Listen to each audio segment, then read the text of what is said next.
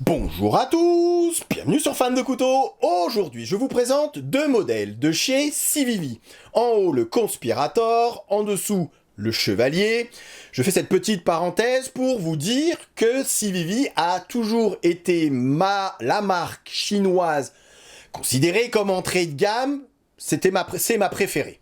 Donc je vais essayer que cette vidéo et cette revue soit la plus objective possible, la plus impartiale possible comme d'habitude, mais c'est vrai que j'ai un petit truc en plus avec cette marque Civivi, qui est une marque que je suis quasiment depuis le début. Je vous avais présenté le Praxis, vous savez, l'appel à tarte, il y en a eu d'autres depuis, mais c'est vraiment une marque que j'ai toujours trouvé un peu, je vais pas dire avant-gardiste, mais qui nous a toujours proposé des choses nouvelles. Et ici, avec le button lock, avec ses différents types de matériaux, avec ses différents designs, on est sur une marque, alors peut-être qu'elle en fait un petit peu de trop, c'est-à-dire qu'elle inonde le marché de ses nouveautés, mais on peut pas leur reprocher, en tout cas, de nous proposer toujours des choses nouvelles. Donc c'est vraiment, voilà, c'est quelque chose que je voulais vous tenir à signaler, c'est que c'est vraiment ma marque fétiche dans ces marques considérées comme entrée de gamme. Après, est-ce qu'on peut encore considérer aujourd'hui Civivi comme une marque entrée de gamme, vu les tarifs qu'ils pratiquent? Je poserai la question plus tard dans la vidéo, c'est un autre débat, mais c'est vrai que Civivi, voilà, j'ai toujours aimé ce qu'ils faisaient, et avec ces deux couteaux, je suis encore une fois aux anges, bluffé par la qualité des couteaux. Ça, c'est des couteaux que j'ai achetés. Celui-ci, je l'ai acheté, le Chevalier, c'est pour mon père, c'est pour en faire un cadeau pour son anniversaire, donc je lui ai déjà offert. J'en profite de faire cette vidéo avant de lui donner définitivement, mais je trouvais que c'était intéressant de les mettre côte à côte, puisqu'on est sur la même marque Civivi, ils embarquent le button lock également, et on va voir ensemble un petit peu, moi je trouve en tout cas, ce qui fait la force de Civivi, et ce qui me fait dire que finalement, et je vous pose la question, est-ce que Civivi a définitivement enterré toutes les autres marques chinoises considérées comme entrée de gamme?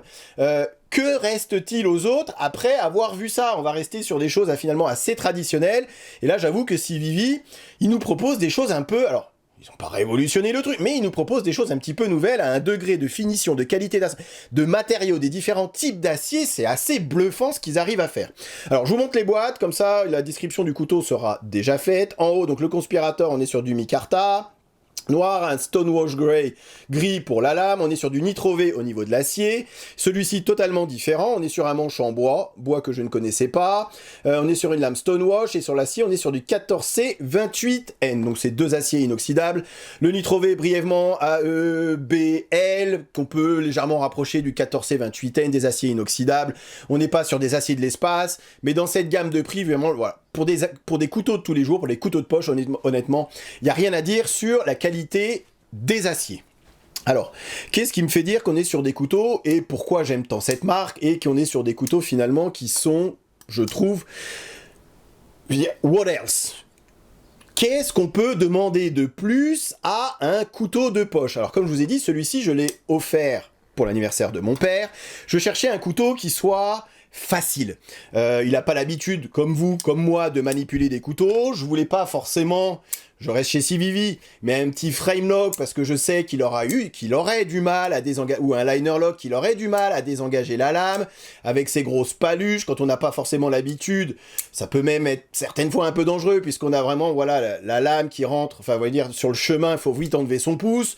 J'avais pas envie qu'il se coupe non plus, je me suis dit, c'est pas, voilà, frame lock, liner lock, on oublie, vous allez me dire, t'aurais pu choisir un compression lock chez Spyderco.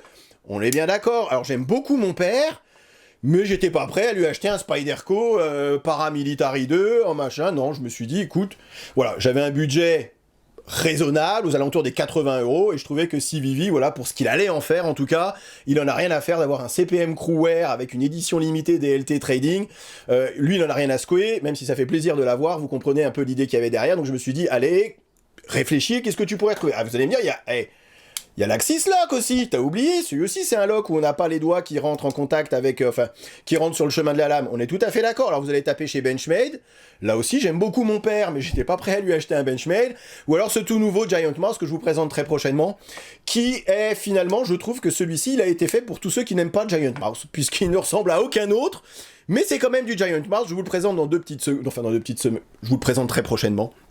Sur la chaîne, mais c'est un excellent couteau, mais oui, effectivement on aurait pu taper sur de l'Axis Lock, aujourd'hui on trouve sur Sanrenmu de l'Axis Lock, etc. Mais je me suis dit, voilà, il lui faut un truc assez facile, assez simple d'utilisation, et je me suis dit, mais pourquoi pas un button lock? Du coup je lui ai pris le Chevalier, celui-ci c'est un couteau que j'ai déjà depuis quelques temps, puisque à l'utilisation, il y a juste à appuyer, et la lame se referme tout seul, on a les doigts qui sont absolument pas sur le chemin de la lame quand elle se replie.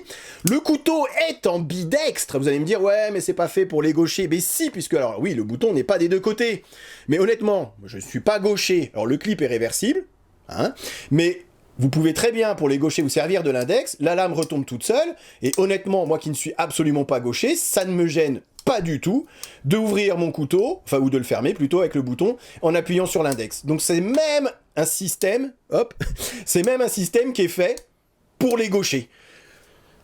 Je trouve que c'est finalement, en ayant regardé, et finalement sans m'être trop jamais posé la question sur un frame lock, un liner lock, voilà, si le couteau me plaît, j'achète, que ça soit un frame, un liner, un compression, un lockback, même s'il y en a beaucoup qui aiment pas les lockbacks, vous savez, des pompes arrière, puisqu'il faut souvent les deux mains et tout, mais je me suis dit, voilà, à l'utilisation, pour quelqu'un qui n'est pas forcément un fan de couteau comme vous ou comme moi, c'est vraiment le système idéal.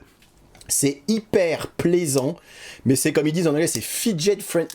On peut faire ça, honnêtement, alors je vais vous dézoomer un tout petit peu, mais ça, mais pendant des heures et des heures. On est bien évidemment sur du roulement à billes, je ne vais pas revenir sur tout ce qui fait la spécificité des couteaux budget, des couteaux entrée de gamme chinois. Aujourd'hui, on trouve du roulement à billes un peu partout, mais ce système de boutons, honnêtement, alors je l'avais un peu critiqué quand j'avais fait la présentation du CVV Elementum, puisqu'ils n'y avaient pas mis de flipper, ils n'y avaient pas mis de sunstud, on était juste sur un bouton, donc il fallait appuyer sur le bouton, ce qu'on peut toujours faire ici, hein, pour ouvrir le couteau. Je trouve que le fait d'avoir simplement y ajouté un flipper ici, c'est ce qui fait toute la différence. Vous faites un CVV Elementum button lock avec flipper, ça, j'aurais vraiment eu aucune critique sur le couteau.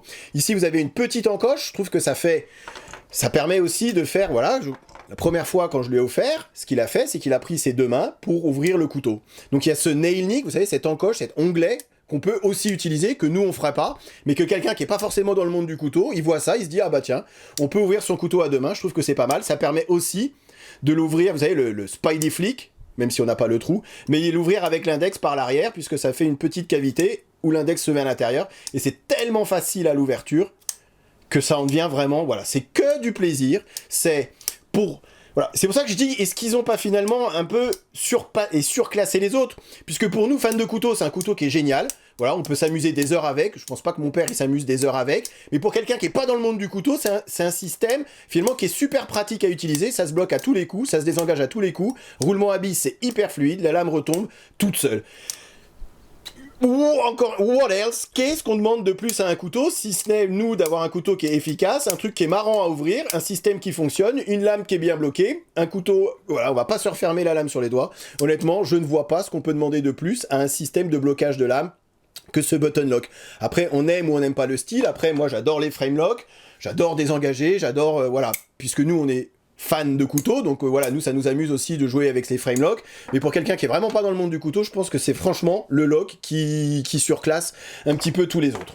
Alors après on va parler des choses qui fâchent, je vais pas revenir sur la qualité de fabrication, la qualité d'exécution des couteaux CVV, vous pouvez regarder mes autres vidéos, toutes les platines ont été ajourées, tout est parfaitement aligné, il n'y a rien qui dépasse, la vis, même le bouton, une fois fermé, vous voyez, il est vraiment affleurant. Ici, il y a une petite cavité, pareil, pour qu'on puisse aller... Voilà, il faut vraiment mettre le doigt à l'intérieur, donc on va pas désengager la lame par mégarde avec son pouce en essayant d'appuyer ici. Vous voyez, même si alors là, je pourrais... Et encore... Même pas, la lame n'est même pas désengagée. Donc il faut vraiment le vouloir pour désengager la lame, hein, pour ceux qui chipoteraient en disant ouais c'est un lock, c'est un système, si on appuie par mégarde, on a la lame qui... Non, honnêtement, il faut vraiment faire exprès d'aller appuyer sur le bouton si on veut désengager le couteau. Le clip avec un port hyper discret, c'est bon. Ils reprennent le même clip sur tous leurs couteaux, on va appeler ça des économies d'échelle, hein, on est tout à fait d'accord. Ça n'a pas été fondu dans... Ok, on est tout à fait d'accord. Maintenant, point de vue design, pareil, il n'y a pas que cela, il n'y a pas que le chevet, il n'y a pas que le... Il y a le cognant, il y en a plein, il y en a même chez WeKnife d'ailleurs, pour ceux qui veulent des aciers, du titane, ils ont fait même le button lock chez WeKnife, donc pour ceux qui veulent vraiment du haut de gamme, là on reste dans... soi-disant de l'entrée de gamme, et je reviens dessus, puisque c'est finalement ce qui va fâcher, puisque pour moi, de l'entrée de gamme, c'est un couteau quoi, qui coûte 50 €, et là, avec CVV, aujourd'hui, depuis un petit moment, ils nous ont habitués à des prix un petit peu plus que 50 €. Là, on est sur un couteau que j'ai acheté 90 €, celui-ci, je crois qu'on est à tour de 80 €, pardon, c'est plus ce que j'appelle de l'entrée de gamme à ce niveau-là. On n'est pas non plus sur des aciers de l'espace, le micarta, c'est pas la matière qui est la plus chère non plus. Est-ce que l'idée de revenir aux fondamentaux, c'est-à-dire avec un manche en G10 et un acier D2, sur le même mécanisme, ça ferait abaisser les coûts et on serait plus proche des 50 €? Je pense que ça serait à y réfléchir aussi. Pour moi, Civivi, ça a toujours été comme ça, et c'est comme ça qu'ils ont commencé, hein, avec le Praxis, le 9CR18 MOV ou même le D2. C'est vraiment de l'entrée de gamme qualitatif. Là, avec ce couteau, c'est très qualitatif, vous aurez compris, c'est amusant, ça marche très très bien, c'est parfait, les lames sont parfaitement centrées, il n'y a rien qui cloche sur les couteaux, mais au niveau des tarifs, c'est plus trop de l'entrée de gamme. Voilà, c'est un peu le reproche que je pourrais faire. Alors oui, on n'est plus sur du D2, le D2 c'est pas un mauvais acier pour 50 €, ici on est sur des aciers inox, ok, je comprends un peu l'idée, mais ça me paraît un peu, voilà. Je pose question, et c'est peut-être ça la petite chose qui fait que les autres marques chinoises ont encore de beaux jours devant eux, s'ils ne rentrent pas et s'ils essayent pas d'aller concurrencer Civivi avec des tarifs aux alentours de 80 €. La dernière chose qui pourrait, et ça c'est plus une remarque, une critique, me chiffonner sur ces couteaux finalement et sur ce button lock, c'est qu'on est sur une détente qui est assez molle. Alors est-ce qu'on peut toujours appeler ça une détente? Vous savez très certainement comment ça marche, une détente sur un couteau. Vous avez une petite bille qui rentre, il y a un petit trou sur la lame pour que la bille rentre à l'intérieur et que la lame soit bloquée. Ici, ça ne marche pas du tout de la même façon, il n'y a pas de bille ou de choses comme ça. C'est le bouton qui va rentrer dans une... Alors c'est assez difficile à voir. Sur le flipper, il est un petit peu creusé, et c'est le bouton, une fois fermé, vous voyez le bouton, toc, qui va rentrer légèrement et qui va faire cette espèce de détente, vous aurez compris. Maintenant, on est sur une détente qui est, à mon sens, un petit peu molle. Et vous savez, pour ceux qui suivent la chaîne, que je ne suis pas fan des détentes assez molles. Non pas que je vais rater l'ouverture, puisque avec ces roulements à billes, c'est d'une fluidité, mais c'est vraiment... c'est extraordinaire, croyez-moi. Pour ceux qui n'ont jamais essayé un button lock de chez Civivi, je vous conseille vivement d'essayer, c'est juste que du plaisir. Non mais c'est que du plaisir. Maintenant, c'est vrai que la détente, si je fais ça, alors, vous allez me dire, là, ça va, il va pas s'ouvrir dans la poche, mais je peux quand même ouvrir mes couteaux, en mettant, voilà, celui-ci, comme il est un peu plus neuf que l'autre, mais je peux quand même ouvrir mes couteaux. Donc c'est vraiment, voilà, on n'est pas sur une détente, pour ceux qui aiment les détentes assez fortes, où il y a une belle résistance au début à l'ouverture, c'est pas vraiment le cas avec ces button locks. Voilà, c'est vraiment la seule petite remarque que j'aurais à faire. Je pense que c'est à savoir pour les puristes, pour ceux qui souhaiteraient rentrer dans le monde du button lock. Malheureusement, je peux pas vous le comparer à mon Protec Malibu, puisque je l'ai revendu depuis, mais un Protec Malibu, ça fonctionne, puisque j'en ai eu un, mais ça fonctionne exactement de la même manière, sauf qu'avec un Protec Malibu, on vous êtes sur un manche en alu avec du CPM 20CV qui coûte 250 €, certes, fabriqué aux États-Unis. Là, on reste sur des couteaux chinois. Mais voilà, ici 80 €, 14C28N, manche en bois, plaquette ajourée, deep carry, une forme de lame finalement assez atypique. J'aime bien cette forme de lame. Ça fait un peu plus old school. Avec le manche en bois, ça fait un peu plus old school, quoi, un peu plus, je vais pas dire vieillot, bah mon père il est pas tout jeune non plus, donc voilà, je trouvais que ça lui allait beaucoup mieux en tout cas que le Conspirator, avec un look peut-être un peu plus jeune, un peu plus agressif, un peu plus tactique également, et aussi un poil plus gros que le Chevalier, voilà. Je vais m'arrêter là, c'était vraiment la discussion que je voulais avoir avec vous, plus qu'une présentation des couteaux. J'espère en tout cas que cette vidéo vous a plu, et je vous remercie de l'avoir regardée. Je vous dis à très bientôt sur Fan de Couteaux, salut! Présentation, comparaison avec d'autres modèles et test de coupe en fin de vidéo, comme d'habitude. Ok, allez, voyons voir ce que ça donne. Rasoir. Encore une fois, les goûts et les couleurs. C'est simple et efficace. Je suis faible, j'achète. Il n'y en aura pas pour tout le monde.